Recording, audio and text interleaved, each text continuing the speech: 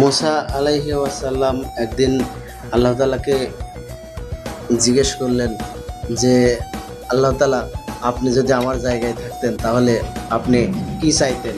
আল্লাহ তাআলা বললেন, সেটা কোনোভাবেই সম্ভব না। মুসা তখন আবার বললেন, না যদি হইতো আর কি, কী চাইতেন আপনি? তখন আল্লাহ তাআলা তো বললেন যে, আমি সর্বপ্রথম চাইতাম সুস্থতা।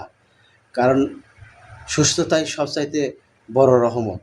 তো সুস্থ থাকতে হলে বেশি বেশি করে আল্লাহর ইবাদত করতে হবে আর স্বাস্থ্যসম্মত খাবার খাইতে হবে। যেমন আপনাদেরকে কী কী খাবার স্বাস্থ্যসম্মত আপনাদেরকে আজকে দেখাবো, পাশে থাকবেন।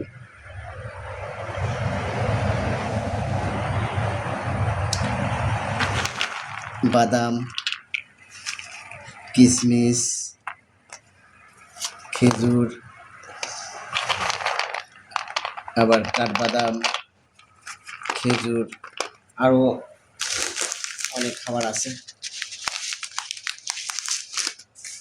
ইসবগুল, অনেক সুন্দর সুন্দর খাবার আছে।